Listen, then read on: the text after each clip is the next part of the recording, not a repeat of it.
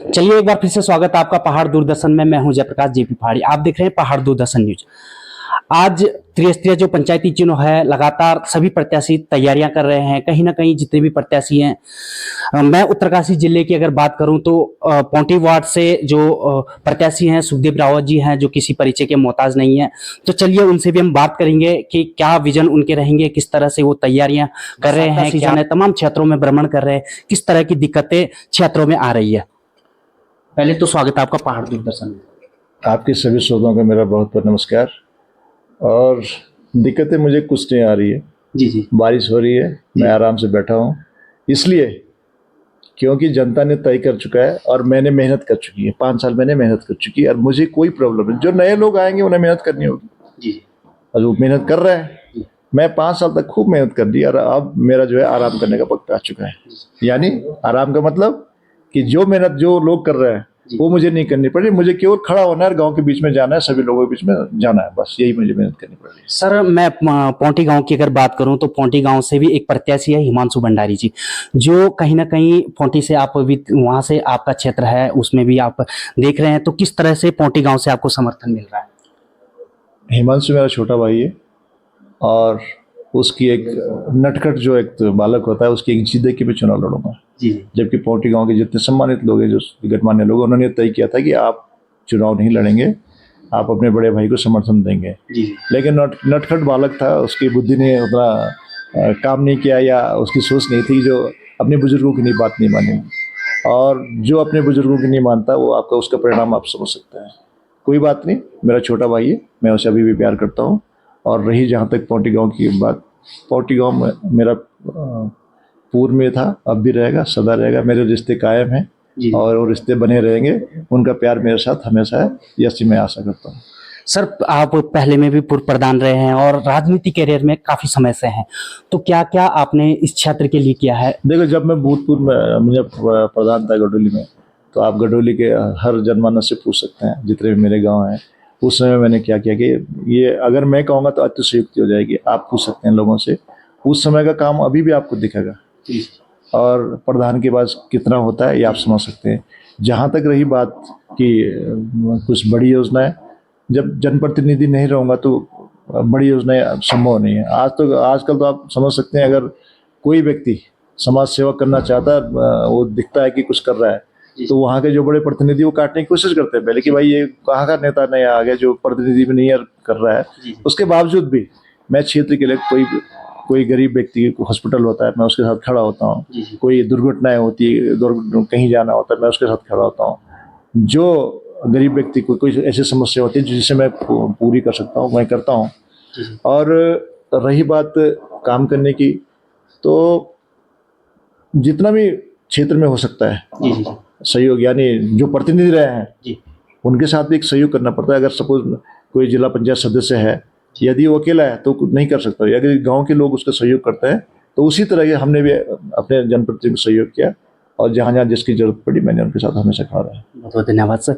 Sir, आपने देखा होगा जो जिला पंचायत अध्यक्ष की सीट है, आप भी दावेदारी करें, तमाम जितने प्रतिनिधि हैं सब लालायित हैं उस सीट के लिए। जिला पंचायत अध्यक्ष हो या विधायक हो या सभी अपने अपने जगह अपने अपने उनके काम है। और राजनीति में हर व्यक्ति चाहता है कि मैं एक पद पे जाऊं और जनता के बीच में बना रहा हूं।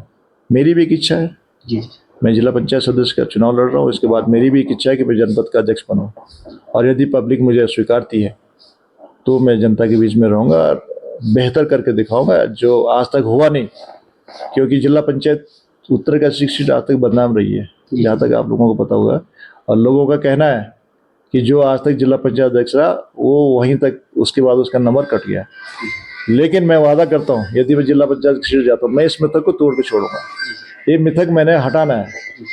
ये किसने कह दिया आज तक कि मैं जो जिला पंचायत अध्यक्ष है उसके बाद कुछ नहीं करता? मैं काम करके दिखाऊंगा, जनता का प्यार पाऊंगा, और जिस दिन जनता ने मुझे अपना लिया तो मिथक स्वयं टूटेगा। उसके बाद मैं नेक्स्ट चुनाव लड़ूंगा, जनता मुझे लड़ाएगी, स्वयं लड़ाएगी, और वो तब लड़ाएगी जब मैं उस कुर्सी में जा करके जनता के बीच में रह करके जनता का काम करूंगा और विकास की बातें करूंगा और विकास करूंगा।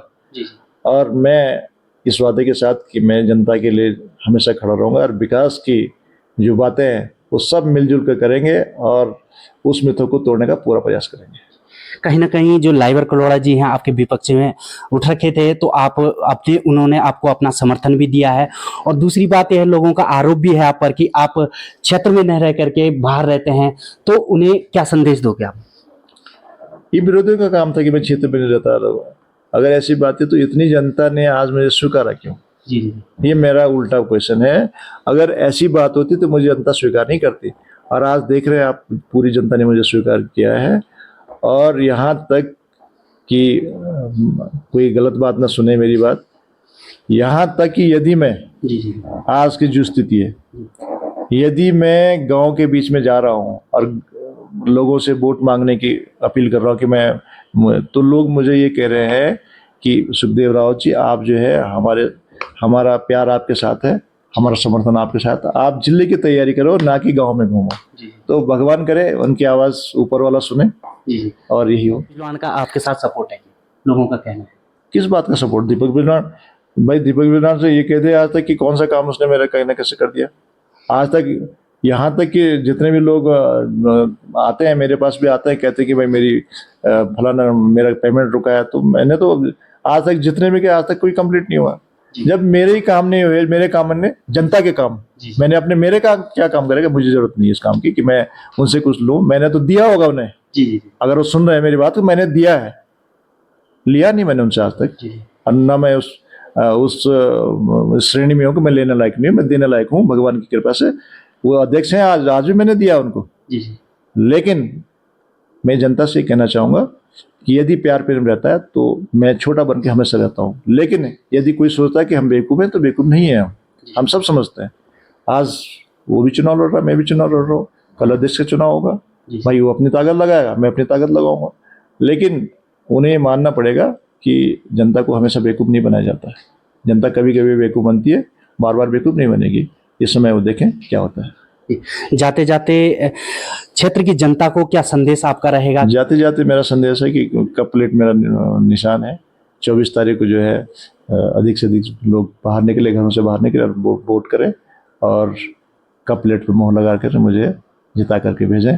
और इन्हीं आशाओं के साथ कि मैं आपका सेवक हूँ, सेवक रहूँगा पूरे 5 साल आपके बीच में, एक सेवक के रूप में, और आपकी सेवा करूँगा। बहुत बहुत धन्यवाद सर समय देने के लिए। देखते रहिए पहाड़ दूरदर्शन न्यूज। मैं हूं आपके साथ जयप्रकाश जेपी पहाड़ी। नमस्कार और देखते रहिए पहाड़ दूरदर्शन न्यूज। ऐसे ही लेटेस्ट अपडेट पाने के लिए हमारे चैनल को सब्सक्राइब करें और तुरंत नोटिफिकेशन पाने के लिए बेल आइकन प्रेस करना ना भूलें। यदि आप हमें फेसबुक या इंस्टाग्राम के माध्यम से देख रहे हैं तो हमारे पेज को फॉलो जरूर करें। धन्यवाद।